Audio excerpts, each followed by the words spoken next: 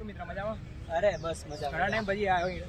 અરે શું કરીએ, ભણતર ચાલે છે ને 2 વર્ષે ત્યાં રજા પડે. કઈ નહીં, ચાલ મારા ફ્રેન્ડ જોડે મેળવો. હા હા મારા ફ્રેન્ડ એક્ઝામ તમને કેમ ચાલી ચાલે? જો મજાના જરા ઇગ્નોર કરજે અને તો બે ચાલતી રહે. અરે ના ના, મને રિયલી સારું લાગ્યું.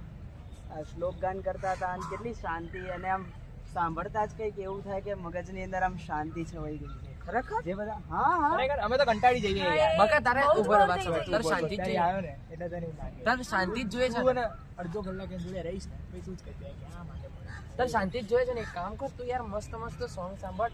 તું સોંગ સાંભળ બે, અત્યારના સોંગ સાંભળ, કેટલી મજા આવશે તને. સોંગ લાગે અહીંયાગડીની આ ભારતીય સંસ્કૃતિ તો તમે જુઓ. તમે ભારતની અંદર રહો છો, હું બહારથી આવ્યો ને ત્યારે મને રિયલાઇઝ થયું. હું અહીંયા રહેતો તો હું આવું જ બોલતો હતો. હું બહારથી આવ્યો ને ત્યારે મને રિયલાઇઝ થયું કે ના, ભારતની સંસ્કૃતિ કેટલી મહાન છે, કેટલું બધું છે અહીંયા આગળ. બહાર તો બસ એ જ કામ ને કામ. અરે 24 કલાક કામ ચાલે છે. રાતે ઊંઘવા તો મળે છે ને, ત્યાં તો ઊંઘવાય નથી મળતું. સવારમાં બા ભજન ચાલુ કરતા હોય ને, બરાબર, તે કેવી શાંતિ લાગે. ત્યાં તો એવી કોઈ જ શાંતિ નથી. બરાડાના બરાડા પાડતા હોય છે લોકો. એટલે અહીંયા આગળ આ શ્લોક ગાનથી માનસિક શાંતિ મળે છે. અને અહીંયા આગળનું વાતાવરણ તો જો કેટલું શુદ્ધ છે. અમારે ત્યાં તો ભલે હાઈટેક થયું પણ વાતાવરણની અંદર કંઈ મજા નથી આવતી. વાંચવાની સાચી છે ને કે આપણે આપણી સંસ્કૃતિ જાળવી જોઈએ. આપણે એને સમય એના શીખવું જોઈએ. આપણે તો આપણે આ લોકો જોડે માફી માંગવી જોઈએ. હા યાર, આપણે એની જોડે માફી માંગવી જોઈએ. બહુ ખરાબ કર્યું અમે. એ પણ આપણો મિત્ર જ હતો, તો પણ આપણે એને આવી રીતે બોલ્યા યાર. ચાલો હા જો હાલો હાલો આવી રહ્યા. હા મિત્રો, કેવું હાલો મજામાં? બસ. અરે કેમ યાર, બસ મજા મજામાં રહો. કેમ છો? તમે? બસ અમારા મિત્ર લંડનથી આવ્યા ઓહો, પહેલાં તો ને અમે તારી સાથે માફી માંગીએ છીએ.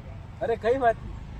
તું યાર આટલું મસ્ત શ્લોકનું જ્ઞાન કરતો હોય ને અમે રોજ તને કંઈક ને કંઈક ખરાબ ખોટું તને બોલતા હોઈએ. અરે ના ભાઈ, એમાં શું? પણ હે ને અમે તને આપણી સંસ્કૃતિના વિશે તો જ્ઞાન હશે જ ને ભાઈ. ખબર છે ને, તમે બધાએ લગભગ ઇન્સ્ટામાં પોતપોતાની સ્ટોરી ઉપર હેશટેગ કટ્ટર હિન્દુ લખેલું છે, બરોબર ને? હા પેલું તો છે. ગીતામાં કેટલા શ્લોક છે ખબર છે? યાદ નથી કેટલા જ ગીતા કોણે લખી છે ખબર છે? કયા મુનિ? મુનિ હતા બે કોઈ હા, તને ખ્યાલ છે? તો તમે કટ્ટર હિન્દુ છે ને? તમે હિન્દુ છે ને?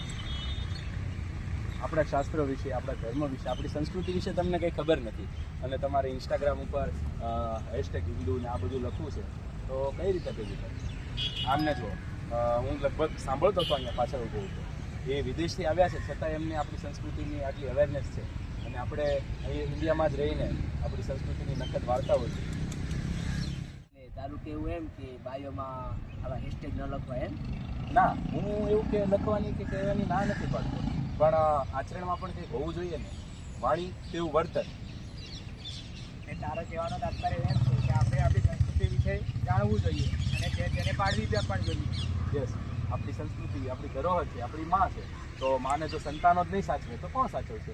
સાચી વાત છે. હવે અમે બધા ધ્યાન રાખીશું અને તું પણ આપણી સંસ્કૃતિ વિશે અમને માહિતી આપતો રહેજો. ચાલો મળીએ. નમસ્કાર. અરે અમારી સંસ્કૃતિ નમસ્કાર કરે. નમસ્કાર. તો બોલો ગણપતિ બાપ્પા.